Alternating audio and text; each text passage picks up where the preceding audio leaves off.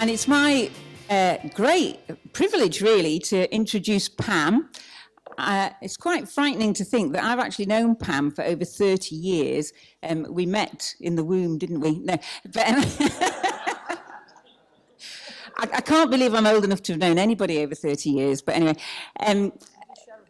yeah, I don't know if we should broadcast that, Pam. Yes, but once on a ladies' retreat weekend at a hotel, we were given the honeymoon suite to share. And today we're going to be looking at what it means to have intellect and faith, because there is a bit of a misconception out there that, you know, if you're a Christian, you need to leave your brains at the door before you enter the church building, when in fact God made our brains and he wants us to use them. And Pam here, in fact I need to have my piece of paper here to make sure I get them all right, okay? Pam is a BSc, MSc, MA, PhD, PGCE. Okay, as David says, she's got more letters after her name than in it. So she's a good candidate to interview about these things, all right? So are you sitting comfortably? Because then we'll begin. So, Pam, can you tell us how you came to faith in the first place, please? Before I get onto that, I'd like to refute this intellectual malarkey. Right? Number one, I only knew one of those cake questions, and that was the Yorkshire one. And number two, it has to be said that my arrival in Lancaster wasn't because I was an intellectual, it was because I was a failure. Because I'm one of those people who completely messed up A-levels. And my dream of doing a degree in genetics at Nottingham University went by the by, and I had to take up my insurance offer of biological sciences at Lancaster University. And why did I have that as my insurance offer at Lancaster University? Well, I'll tell you. It's because when I came for my interview, my father and I discovered a love for Burkitt's Cornish pasties. And that is the only reason. And then I messed up my A-levels, and my parents said, oh, just go to Lancaster, because they'd take anybody in those. I mean, seriously. Hey, watch it, I care about that. Seriously, they were worried that I was just going to turn the whole thing down because I'd lost my dream. So I turned up at Lancaster, sulking, and I sulked for the first term, and halfway through the second term, I became a Christian. And how did that come about? Many of you have heard the short version many a time, which was my Christian friend on my corridor in Grisdale College said, Pam, please come to this Christian Union meeting. And I said, you have to be joking. She said, please come to this Christian Union meeting. I'm going to be so embarrassed if I go and I don't have a guest. I said, I am an atheist, Joan. I cannot come to a Christian Union meeting. She said, there's cake. I said, what time do you want me there? And so I turn up at this Christian Union meeting, and I will tell people I walked in an atheist and I walked out a Christian. There is a bit more to it than that. But that was basically what happened. Shall I go on to the... Yeah, like what were the steps along the way and what clinched it? So there were some steps along the way. One was stuffing up my A-levels, which put me where God wanted me. Not where I thought I wanted me, but where he wanted me. And that was very important. I did not appreciate it at the time, but that actually turned out to be very, very important. And there were other little hints that things were starting to guide my thinking in a different way to the atheism that I took up at that time. Because my family were not what you would call a Christian family. So I'm not one of those people. I was brought up in a Christian home. At the age of 5, I was saved from sin and debauchery. You know, that was not my story. My parents both had been churchgoers in their youth, but my dad was in the Air Force. We moved around a lot. There often wasn't a church to go to in the places we lived. And it was never, ever part of our family kind of habit, apart from just once when we were living in Scotland and my mum said, oh, come on, I'm going to take you to Sunday school. Well, I went once and I hated it. And I said, Mother, I am never going again, ever. That was probably the start of my atheism. But there were little things along the way, like chatting with my granddad, who was a big Methodist man, and him just having a chat with me and just saying, do you know, I get really annoyed at these people who use the church. I said, what do you mean? He said, well, they all want to get married in church, but they don't want to darken the doors any other time. And he said, they're just using it. Now, maybe that was a little bit of a harsh kind of statement. There's some truth in it. But it made me think, and it made me start to consider. I hadn't considered in any serious way. You are looking at the person who managed to pass a third-year RE exam without ever opening a Bible. That included answering a question on Paul's missionary journeys, and I was thinking, Paul? Who? And, you know, that's where I was at. So I turned up at university, having been brought up not in a Christian home, but certainly in a very moral home. But I think one of the things that dawned on me was the fact that there wasn't really a firm foundation for the kind of morality that I'd been taught. So, you know, when you're in the family home, you abide by that. But when you let loose into the wilds of Lancaster University, you sort of think to yourself, what real reason is there for me to really abide by the things that I had to abide by when I was living in the family home? And that's actually still a big question for a lot of our young people. You know, why should I keep to this? And so actually I came to university in fear and trepidation, actually, because I knew that there was going to be ways of life that my parents wouldn't approve of. I knew there was going to be heavy drinking. I did start swearing like a docker, seriously bad language, and things like that. And so, you know, in one sense, things were on the slide, but on the other hand, I was thinking, what gives you strength to be able to keep to the kind of moral upbringing that you might have had? And then there was the, if I can call it that, the intellectual side. I remember the genetics lecturer who said, welcome to university. Now we're going to start telling you slightly fewer lies than what we told you at A-level. That was a shocker. And what he actually meant was, do you know, when they write these biology textbooks, number one, they're way out of date by the time they get into a school textbook. Number two, it's so oversimplified that it misses out so much that it doesn't actually really make sense. And number three, things have moved on so much from when those things were written, and a greater understanding has come through the scientific process. And so a lot of what you read in your school textbook really isn't true. It's not deliberate lies, but it really isn't, well, some of it is, but it really isn't all that accurate anymore. But the problem, of course, is that for most of us, that's where our education in those things stopped. You know, I went on and did a degree in biology, but most people don't. And so most people are still stuck in what they learned in GCSE or A-level, and they don't realise that actually those things have been superseded like decades ago, centuries ago. And so that means that you've got to really question things. And I think one of the things I want to say to you young guys particularly, question things. Do not be afraid to question things. Just because Dad said it, that doesn't not necessarily mean that it's true. Just because I've said it, or Marcus has said it, or Jane has said it, go check it out for yourself. Question things. Never be afraid to question things, because that is the way that you learn and move on. And if there's anything I'm not an intellectual, I'm just awkward.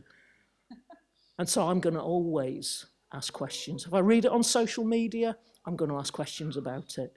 If I read it in a newspaper, I'm going to question it. If I've heard it on the BBC, I'm definitely going to question it. Do you know what I mean? So ask questions. I just really want to encourage you, all of us, but particularly young guys, always question things, cultivate critical thinking. I think it's really, really important. And that's what this lecturer was doing when he said, we're going to tell you slightly fewer lies.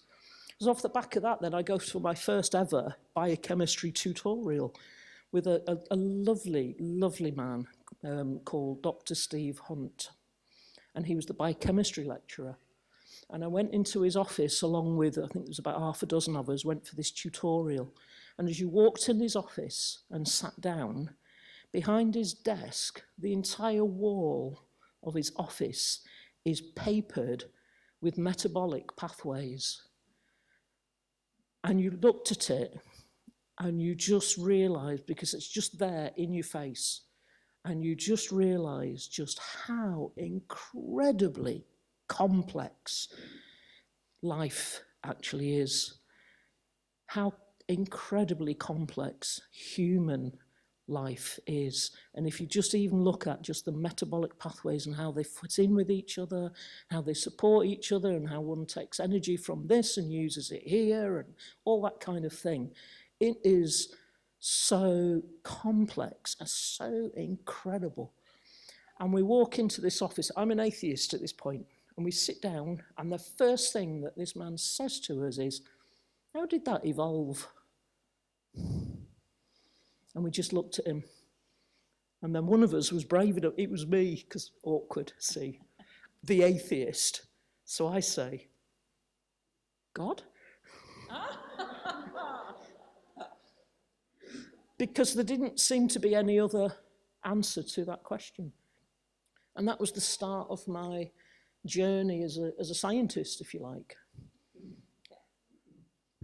So then what was it that actually brought you to make a commitment? Cake. So that's the place I was at, and these are the questions that were going through my mind. Fear, morality, what's the foundation for that? What's the purpose of my life? How does my life have meaning? Those kinds of questions that actually are probably fairly common to most 18-year-olds, let's face it. And then I got bribed by Cake to go to this meeting. And there was a man there, his name was Dave Rowe. He was a trainee vicar. He'd come up from the south coast. And he had this sketchboard. And he did a very old-fashioned way of doing evangelism, actually, where you have blocks of colour and you fill in bits and they turn into letters.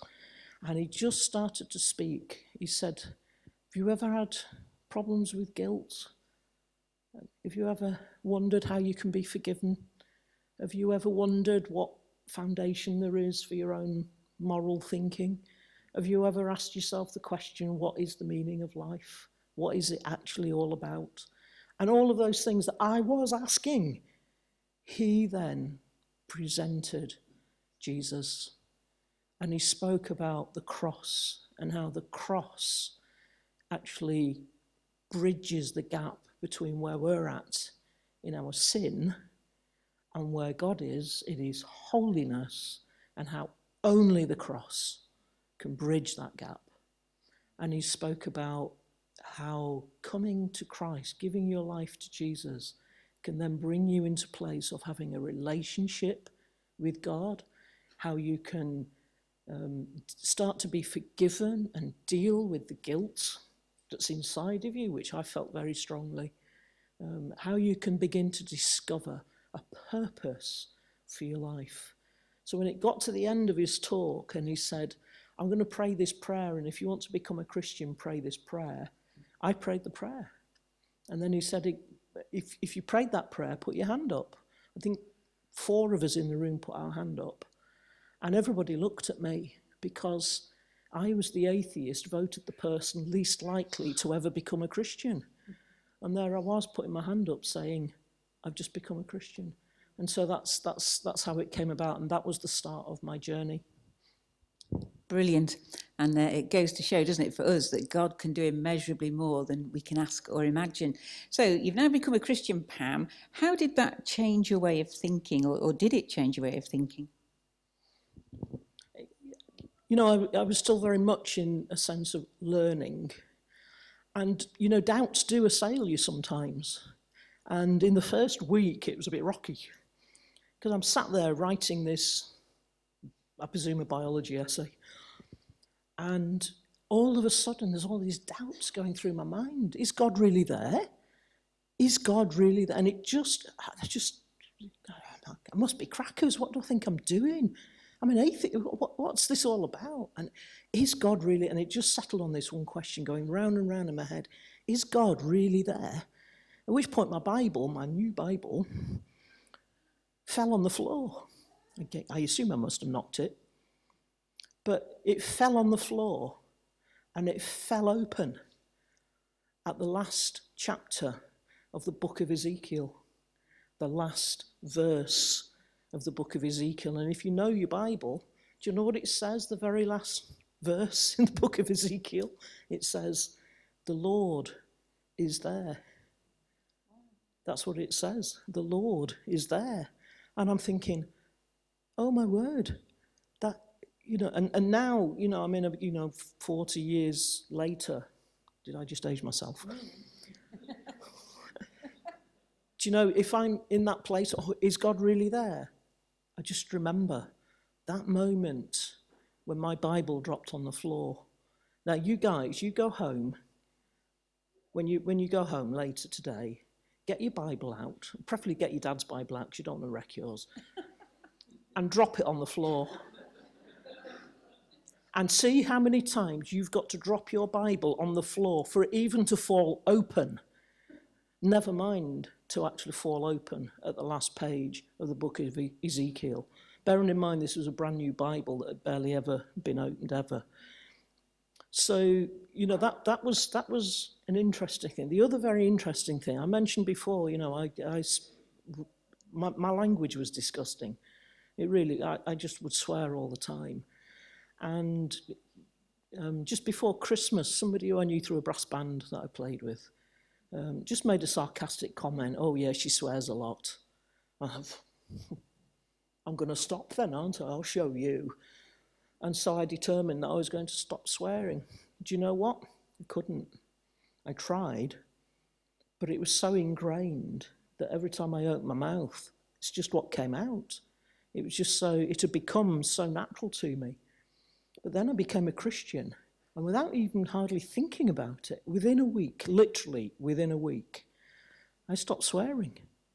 And it was just as though whole pages of vocabulary had been torn out of my mind, and I just stopped swearing. It just stopped without much effort. Not every sin disappears as easily as that one. But that was the first sign to me that something actually very radical had happened and something very fundamental had changed inside of me. And it's moments like those that you look back on and you realise God is at work in my life. And when we were met and we were chatting about this, you mentioned something too about a biology lecture being like an act of worship. Do you want to just explain that, please? I was about in my third year when so I did two specialisms. One was ecology, so that was the big picture, and then the other was molecular biology, which is as tiny as you can get. You know, all the DNA stuff. And I was in a lecture about DNA, and it was that same lecturer who said, "We're going to tell you less lies now," and he was talking about some of his research that he'd been doing and some of the stuff they'd been doing. And I just remember sitting in this lecture and just feeling like I was worshipping God, because it was so beautiful.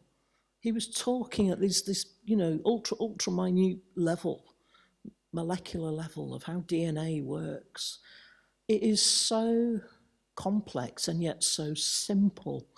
It is so elegant that just to even study it is like an act of worship, because it's just such a beautiful reflection of our Creator. Fantastic. So you finished your first degree, and what were the next steps after that, please? Well, finishing the first degree, actually, Jane, was an interesting experience because having stuffed up A-levels, I was very consistent. And I systematically stuffed up all my exams all the way through university. So I would get thirds or fails, but I'd get firsts in coursework. Just a bit bizarre, really. But somehow I just never cracked this idea of exams. Does anybody else feel that way? It didn't compute for me at all. And so going into my finals, it was like, if I stick with thirds and fails, I'm going to fail my degree. And I didn't want to fail my degree. So I approached a friend at church approached me. Her name was Eileen, and she said, I'm going to pray for you in every single one of your exams. Give me your exam timetable. So I gave her my exam timetable, and she did. She prayed for me through those exams, and I came out with 2 1s in every single exam. Now, this was such a phenomenon that the department thought I cheated. They actually said this to me. So I got called in to do a verbal exam, a viva. So I had to sit down with the external examiner. Well, you know me, I can talk the hind leg off a donkey. So actually that was no problem. So we chatted away, and I didn't even realise I was being examined, to be perfectly honest, trotted off. And then we had to go for a breakdown of our degree result with the final year tutor, whose name was Joanna. And I went into Joanna's office. She said, you realise we thought you cheated, don't you? I'm like, no, I didn't realise that. She said, well, you don't usually do this well on exams. No explanation. She said, but the external examiner examined you, and he was absolutely fine.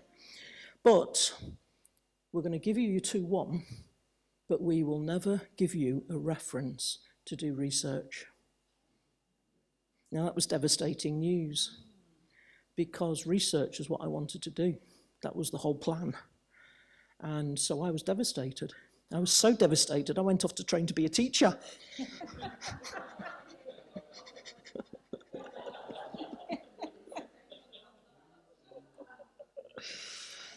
And so that was plan B. A failure again. Got my degree, but I was a failure again. My dream was gone again. And so I ended up in the Institute of Education in London, part of London University. And I had the most awful year because I'm not a big city girl. So living in Cricklewood was not quite my cup of tea. And then the school I had to do teaching practice in. Now, I'm not saying it was bad, but after my experience and the experience of 2 other students there, the Institute of Education blacklisted the school and said they would never ever send a student there ever again. So it was a cheerful year. And there's no way I was ever going to be a teacher. Except that towards the end of my PGCE, and the tutors were saying, you've not applied for any jobs yet, you've not applied for any jobs yet. There's only 2 weeks to the end of term and you've not applied for any jobs yet. I'm thinking, I'm not going to apply for any jobs. And then I'm sat in my room in Cricklewood. Cricklewood's not a nice place. I suppose if you live there permanently, it's probably all right, but you know. But it wasn't my cup of tea. I don't know. No, I can't say that. I can't say that on camera. But anyway, so I'm sat in my room in Cricklewood, and I spread a world map on the bed, and I pray, and I say to God, God, I will go anywhere in the world, and I will do anything that you ask me to, so long as it's not in London. Sorry. To those of you visiting from London today, I apologise profusely, but that's just the way it was. And there were 2 things that dropped in my spirit. The one was, Pam, I want you to go back to Lancaster. Well, that was a surprise, because doesn't God tell you to do things that are going to be so hard and so like out of your comfort zone and not the thing you want to do at all? Isn't that how God works? And God just said, well, I give you the desires of your heart, and I'm calling you to go to Lancaster. Okay. And then the other thing was, you're going to have a job in Lancaster, and it's going to be a surprise. The very next day, that was a Sunday night, the next morning, the postman arrives with a letter from Frank and Judy Douthwaite, who were the leaders of what was then known as Lancaster Christian Fellowship. And in the letter, they said, Pam, we've been praying for you, and we think that God might be saying that you should consider coming back to Lancaster. So no sooner had I prayed and felt that, than immediately there's an independent witness, there's an independent corroboration of what I felt I'd heard.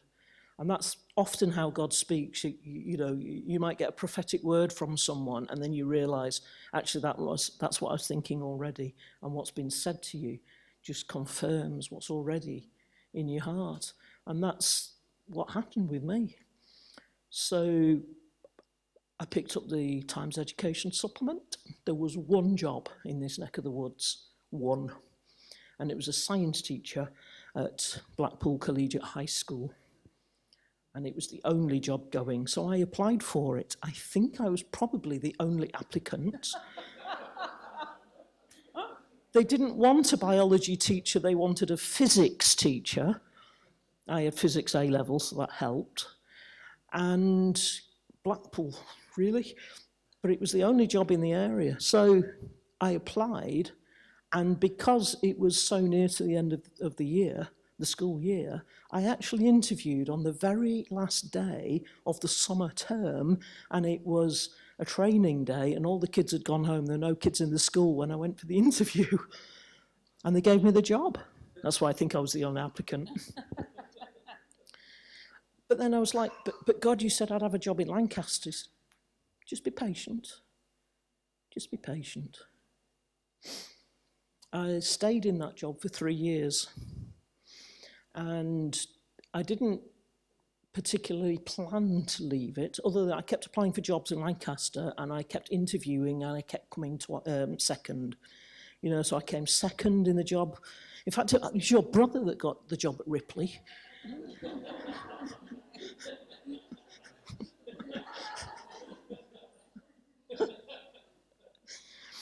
And I interviewed at the girls' grammar school. They gave it to the guy with a PhD, and they only lasted a term. But that's what kept happening. And then, I'm not going to go into this in a lot of detail, but then I began with serious problems with my eyesight. And I'm not going to go into that because it's not relevant to what we're talking about particularly, but suffice to say that after nearly 12 months on sick leave, and I was able to go back just for a term, but I was really struggling. And I was given early retirement on the grounds of ill health. So that was another dream gone, another failure. Not through any fault of my own on this occasion, just my eyesight was just not good enough. And so I had to leave that job. It was beginning of the Christmas holidays. I had a house and a mortgage. I had no job to pay my mortgage. I had my career in ashes around me. And I was like, what am I going to do? And I got up on Saturday morning and my washing machine broke down. If you've ever seen me Jane, you've seen me have the grumps, haven't you? Once or twice. I had the grumps that Saturday morning as I threw my laundry into a bag and stomped down the hill. I lived at the top of Westham Street, and the bottom of Westham Street, just round the corner on Prospect Street, was a laundrette. So I throw all my stuff in my bag and I go stomping down the hill. And I throw all my stuff in the washing machine and I put my £1 coin in. That dates it, doesn't it? You could do your washing for £1. And I sit there and then I go, I can't believe it. The washing machine's conked out. I've had to come down here and I've forgotten to bring a book to read. I'm going to have to sit here for 2 hours watching this lot go round and round. And then I noticed somebody had left a newspaper on top of the... I thought, oh, it's the Guardian. Not the local Guardian, the national one. But anyway, picked it up. It was the jobs page. And I picked it up, and immediately my eyes alighted upon an advert. Masters in Biotechnology at Preston Polytechnic. Government has identified this as a skills shortage area, so it's all expenses paid. You will get income support, housing benefit, your mortgage paid if you've got one, all travel expenses and all tuition covered. That was Saturday morning. By Monday morning, the application was in the post. By Friday, I'd got the place. And if my washing machine hadn't have conked out, and I had the most wonderful year studying at Preston Polytechnic, doing a master's degree in biotechnology. And as part of that, I got sent to do an industrial placement and research project, which in my case meant 9 months on the shores of Windermere, because that's really industrial, isn't it? And I worked at the Freshwater Biological Association doing some research on freshwater bacteria, looking at the genetics of it. Had an absolutely wonderful time. I loved it. And then partway through, the course leader at Preston said to me, her name was Hilary, she said, Pam, I've got this friend who's a professor at Lancaster University. He needs a research student. Would you be interested? It's up your street. So she sent me off with an introduction to Professor Alan Welburn in the biology department at Lancaster University. And I knocked on his door and he said, oh, come in, come in. And we chatted for about 15 minutes. He said, there's the paperwork, sign there, you start in January. And I went back to the department that said, you will never have a reference to do research from this department.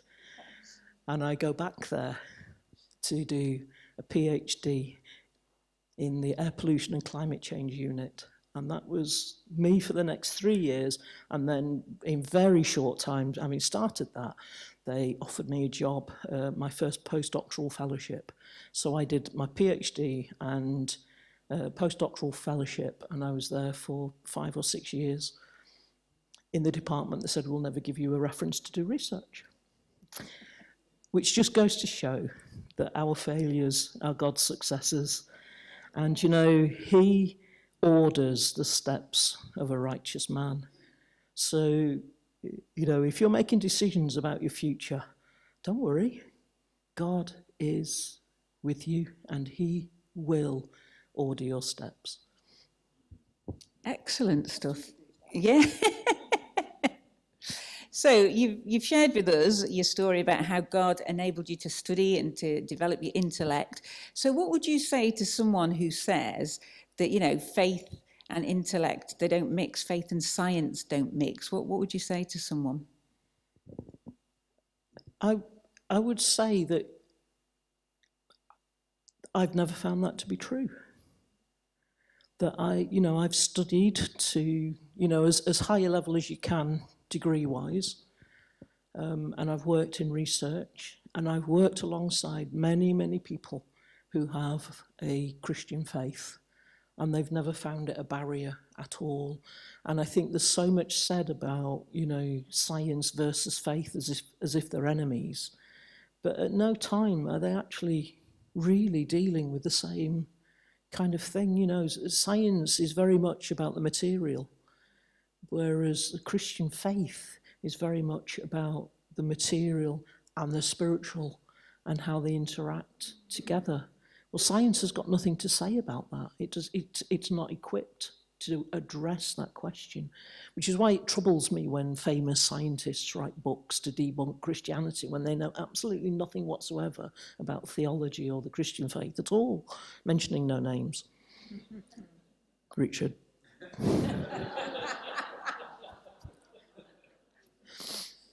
So, you know, I've never personally found it an issue. And actually, I think that when I was studying, people didn't make this big deal of it in that way. So that biochemistry lecturer, he eventually left to become a Catholic priest.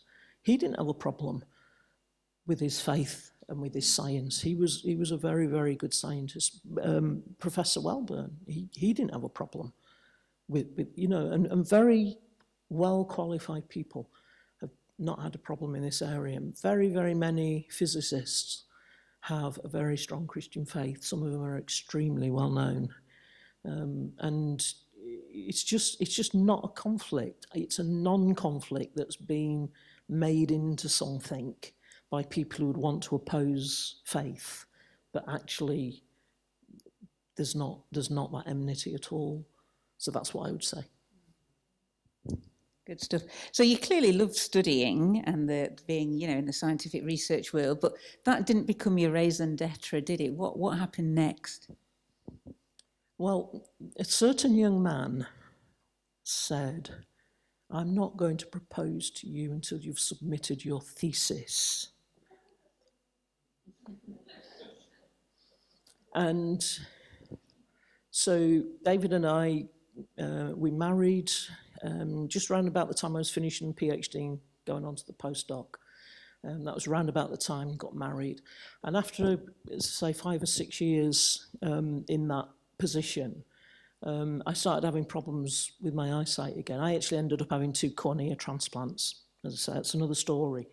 But it got to that point again.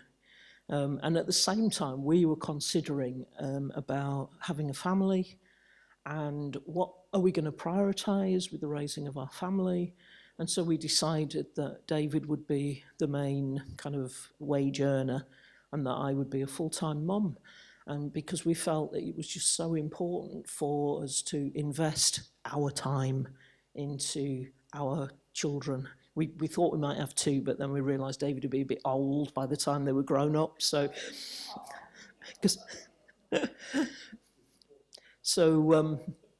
we decided, you know, we had Nathan was born, and we decided that 1 was enough. So between that and the eyesight problems, that was career number 2 gone by the way. And thereafter, I was a full-time mom for about 10 years.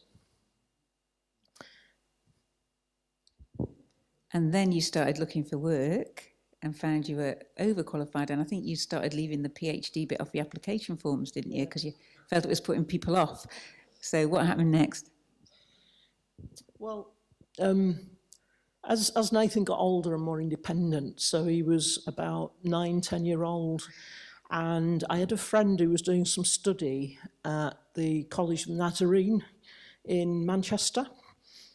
And she said to me, "If you fancy signing up to do a course, we can travel together. You know, I'll drive you down to Didsbury and we can do it." So I did just 1 course on Paul and his epistles, if you must know, at the College of the Nazarene. And I absolutely loved it. And that had meant putting Nathan into breakfast club just 1 morning a week. And he got on really well. So then we discussed it and we thought, well, he's getting more independent, so let's start looking for a job for me, but one that fits in well with school hours and everything. So he can go into breakfast club, but I want him coming home at, 3:30 sort of thing. And so I applied for several jobs. I applied for a job stacking shelves at the university library, and I didn't get an interview. So I decided that leaving the PhD off the application form might be the way forward. So I did, and then I did get an interview, but I didn't get the job. I think that was at it was at a school that Jane was teaching at. And actually, I would have turned the job down if I'd have been offered it, to be fair, because it turned out it wasn't going to suit me anyway. And then I heard this rumour that NISCU wanted an administrator. So I thought, oh, I'll apply for that. And in the meantime, I'd been praying as well. And I thought, maybe I could do a bit of writing. I need a laptop. Lord, I haven't got any money for a laptop. So I don't normally pray for things like that as such. But I thought, I'll just pray about having a laptop. And then NISCU got back in touch and they said, come and have a chat. So I go through to Carnforth and I sit down to have a chat. And they said, we don't want to give you a job as an administrator. We want to give you a job as an operations manager.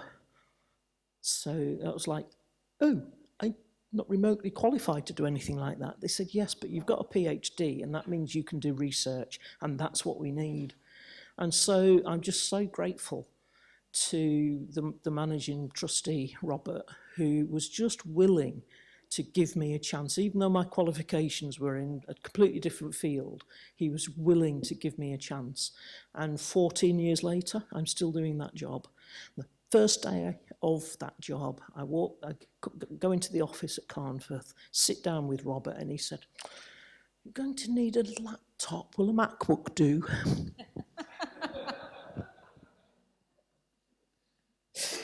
And as you've told us, you're still employed with NISCU, but during this time, your brain hasn't laid dormant, has it? And God opened other study fields to you. So could you just tell us a little about that, please? Yeah, so we're 3 degrees so far, aren't we? Yeah. So I'm just one of those people who just likes to study and I like to read. And I don't think of myself as an intellectual. I don't sit in an ivory tower for sure. And, you know, a lot of the work that we do at NISCU is very much, you know, nitty-gritty. But I like to learn, I like to study, I like to read. And sometimes having that directed a little bit just expands your horizons. And so I decided that in order to achieve that and to keep the momentum going of just wanting to learn, that doing another master's was going to be a great idea. I'm not sure David thought it was a great idea, but so I signed up to do an online master's degree in missional leadership with For Mission College. And it took me 5 years to get this master's degree because it was part-time and online and you went down for study days and things like that. And I absolutely loved it. And it was the first time I've ever really done any sort of formal theological training of any kind. And I absolutely loved it. So what I think is, because I never did the 11 plus, you know, so I kind of well, in science I went up to PhD and now I'm working my way back down, got the master's. So I'm thinking maybe I should do a BA next. And then eventually, by the time I'm about 80, maybe I'll get to do the 11 plus. It's just... I'll probably fail it, but... Okay, so just to finish off, what advice would you give to a student today who's perhaps nervous of sharing that they have faith at university? I'll tell you a story, right? I was out street pastoring one night. It was when Revolution was still open. And there was a long queue outside Revolution. And we went up and we were chatting with people, as you do. And this guy started saying, oh, you don't believe in healing, do you? Well, I do believe in healing because I've been healed. So, but rather than getting into a theological discussion with him, which just didn't seem appropriate with somebody who was like fairly well oiled by that time, and it was, you know, about 1 o'clock in the morning, we were outside Revolution. What I did instead was I just started to tell him my story of how I had been healed and how God had worked in my life in that area. If you're telling your story, then, you know, people can't argue with that. They will get into a long-winded argument about your theology or your faith or whatever. But if you're telling your story, they can't refute that. They can, you know, accept it or not accept it as true, but they can't argue with it. And actually, the most powerful thing that any of us can ever do is actually tell our story. And so my advice to anybody is you don't need to get into big theological arguments. Just tell your story, because your story is the most powerful thing that you have. Thanks, Pam. Thank you very much.